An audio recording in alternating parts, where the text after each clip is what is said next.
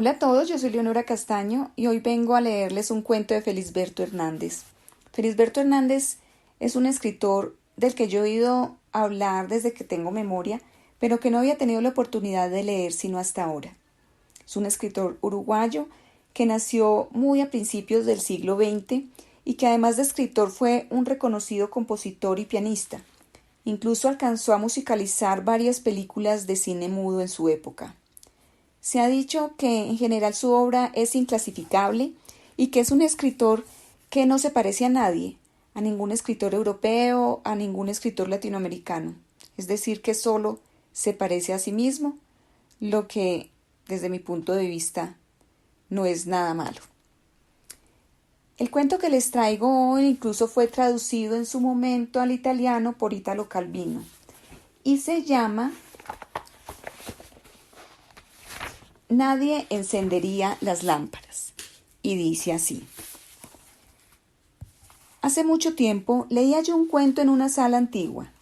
Al principio entraba por una de las persianas un poco de sol. Después se iba echando lentamente encima de algunas personas hasta alcanzar una mesa que tenía retratos de muertos queridos. A mí me costaba sacar las palabras del cuerpo como de un instrumento de fuelles rotos.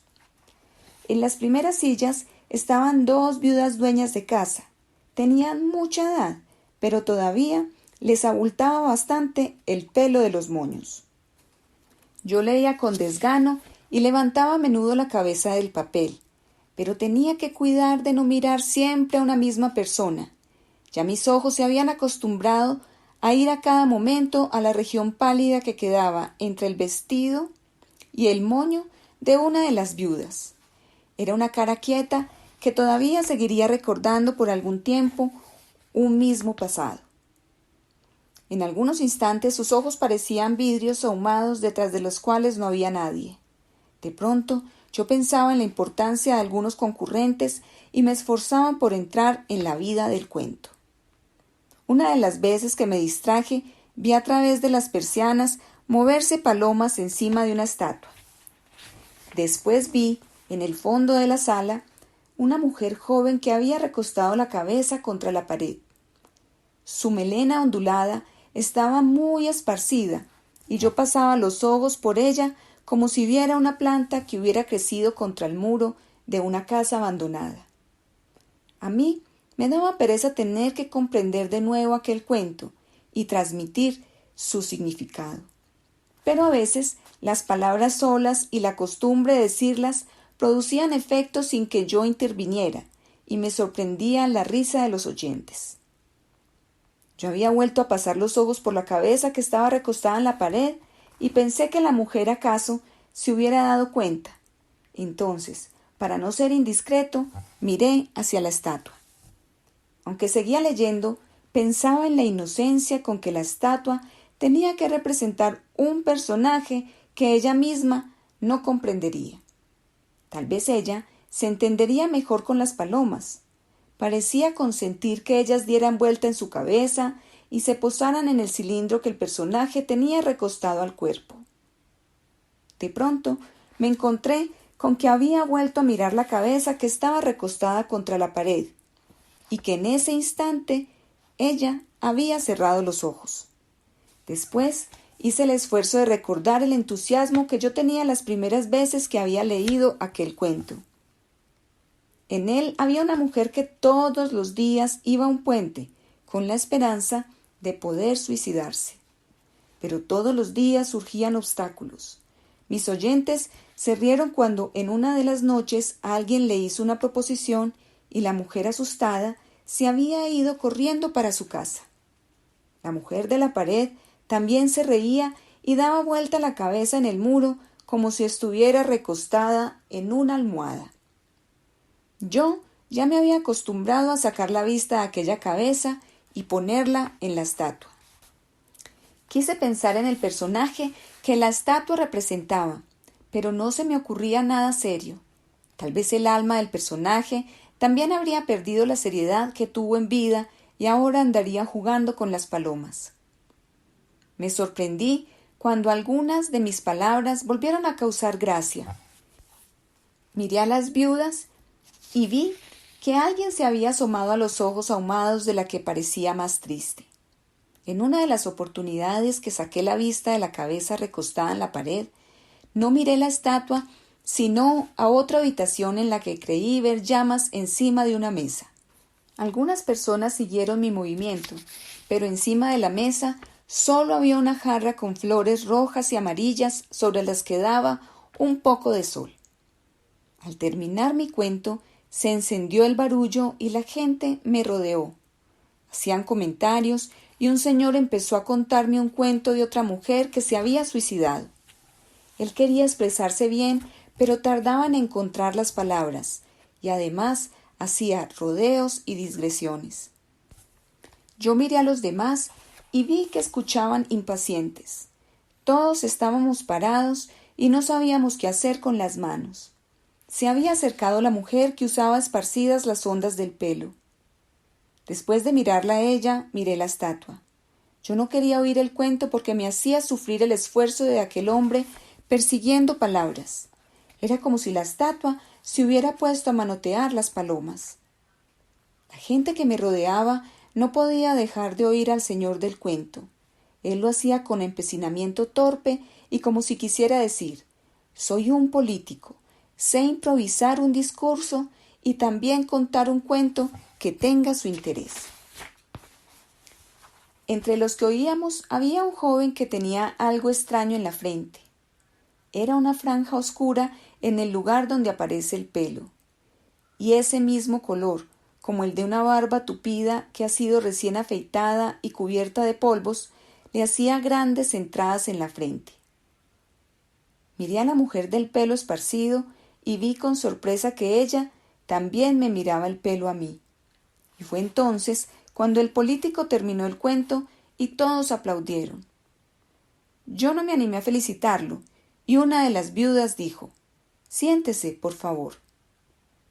Todos lo hicimos y se sintió un suspiro bastante general, pero yo me tuve que levantar de nuevo porque una de las viudas me presentó a la joven del pelo ondeado. Resultó ser sobrina de ella. Me invitaron a sentarme en un gran sofá para 3. De un lado se puso la sobrina y del otro el joven de la frente pelada. Iba a hablar la sobrina, pero el joven la interrumpió. Había levantado una mano con los dedos hacia arriba, como el esqueleto de un paraguas que el viento hubiera doblado, y dijo: adivino en usted un personaje solitario que se conformaría con la amistad de un árbol. Yo pensé que se había afeitado así para que la frente fuera más amplia, y sentí la maldad de contestarle: no crea, a un árbol no podría invitarlo a pasear. Los 3 nos reímos. Él echó hacia atrás su frente pelada y siguió: es verdad, el árbol es el amigo que siempre se queda. Las viudas llamaron a la sobrina. Ella se levantó haciendo un gesto de desagrado. Yo la miraba mientras se iba y solo entonces me di cuenta que era fornida y violenta. Al volver la cabeza me encontré con un joven que me fue presentado por el de la frente pelada. Estaba recién peinado y tenía gotas de agua en las puntas del pelo. Una vez yo me peiné así, cuando era niño, y mi abuela me dijo: parece que te hubieran lambido las vacas. El recién llegado se sentó en el lugar de la sobrina y se puso a hablar. Ah, Dios mío, ese señor del cuento, tan recalcitrante. De buena gana yo le hubiera dicho: ¿y usted, tan femenino? Pero le pregunté: ¿cómo se llama? ¿Quién? El señor recalcitrante. Ah, no recuerdo. Tiene un nombre patricio. Es un político y siempre lo ponen de miembro en los certámenes literarios. Yo miré al de la frente pelada y él me hizo un gesto como diciendo: ¿y qué le vamos a hacer? Cuando vino la sobrina de las viudas, sacó del sofá al femenino, sacudiéndolo de un brazo y haciéndole caer gotas de agua en el saco. Y enseguida dijo: no estoy de acuerdo con ustedes. ¿Por qué? Y me extraña que ustedes no sepan cómo es el árbol para pasear con nosotros. ¿Cómo? Se repite a largos pasos. Le elogiamos la idea y ella se entusiasmó. Se repite en una avenida inclinándonos al camino. Después todos se juntan a lo lejos y se asoman para vernos. Y a medida que nos acercamos, se separan y nos dejan pasar. Ella dijo todo eso con cierta afectación de broma y como disimulando una idea romántica. El pudor y el placer la hicieron enrojecer. Aquel encanto fue interrumpido por el femenino. Sin embargo, cuando es la noche en el bosque, los árboles nos asaltan por todas partes. Algunos se inclinan como para dar un paso y echársenos encima. Y todavía nos interrumpen el camino y nos asustan abriendo y cerrando las ramas. La sobrina de las viudas no se pudo contener. Jesús, pareces Blancanieves. Y mientras nos reíamos, ella me dijo que deseaba hacerme una pregunta, y fuimos a la habitación donde estaba la jarra con flores. Ella se recostó en la mesa hasta hundirse la tabla en el cuerpo, y mientras se metía las manos entre el pelo me preguntó: «Dígame la verdad, ¿por qué se suicidó la mujer de su cuento?» «Oh, habría que preguntárselo a ella». «¿Y usted no lo podría hacer?»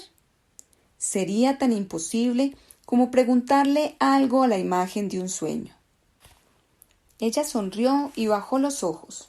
Entonces yo pude mirarle toda la boca, que era muy grande. El movimiento de los labios, estirándose hacia los costados, parecía que no terminaría jamás. Pero mis ojos recorrían con gusto toda aquella distancia de rojo húmedo. Tal vez ella viera a través de los párpados o pensara que en aquel silencio yo no estuviera haciendo nada bueno, porque bajó mucho la cabeza y escondió la cara. Ahora mostraba toda la masa del pelo. En un remolino de las ondas se le veía un poco de la piel. Y yo recordé a una gallina que el viento le había revuelto las plumas y se le veía la carne. Yo sentía placer en imaginar que aquella cabeza era una gallina humana, grande y caliente. Su calor sería muy delicado y el pelo era una manera muy fina de las plumas. Vino una de las tías, la que no tenía los ojos ahumados, a traernos copitas de licor. La sobrina levantó la cabeza y la tía le dijo: «Hay que tener cuidado con este. Mira que tiene ojos de zorro». Volví a pensar en la gallina y le contesté: «Señora, no estamos en un gallinero». Cuando nos volvimos a quedar solos y mientras yo probaba el licor, era demasiado dulce y me daba náuseas, ella me preguntó: «¿Usted nunca tuvo curiosidad por el porvenir?» Había encogido la boca como si la quisiera guardar dentro de la copita. «No, tengo más curiosidad por saber lo que le ocurre en ese mismo instante a otra persona, o en saber qué haría yo ahora si estuviera en otra parte». «Dígame, ¿qué haría usted ahora si no estuviera aquí?» «Casualmente lo sé. Volcaría este licor en la jarra de las flores». Me pidieron que tocara el piano. Al volver a la sala, la viuda de los ojos ahumados estaba con la cabeza baja y recibía en el oído lo que la hermana le decía con insistencia. El piano era pequeño, viejo y desafinado. Yo no sabía qué tocar, pero apenas empecé a probarlo, la viuda de los ojos ahumados soltó el llanto y todos nos callamos. La hermana y la sobrina la llevaron para adentro. Y al ratito vino la sobrina y nos dijo que su tía no quería oír música desde la muerte de su esposo. Se habían amado hasta llegar a la inocencia. Los invitados empezaron a irse, y los que quedamos hablábamos en voz cada vez más baja a medida que la luz se iba. Nadie encendía las lámparas. Yo me iba entre los últimos, tropezando con los muebles cuando la sobrina me detuvo. «Tengo que hacerle un encargo». Pero no me dijo nada. Recostó la cabeza en la pared del zaguán y me tomó la manga del saco. Y hasta aquí va el cuento. Soy Leonora Castaño y les envío un abrazo. Si les gustó el cuento, no olviden darle like y comentar.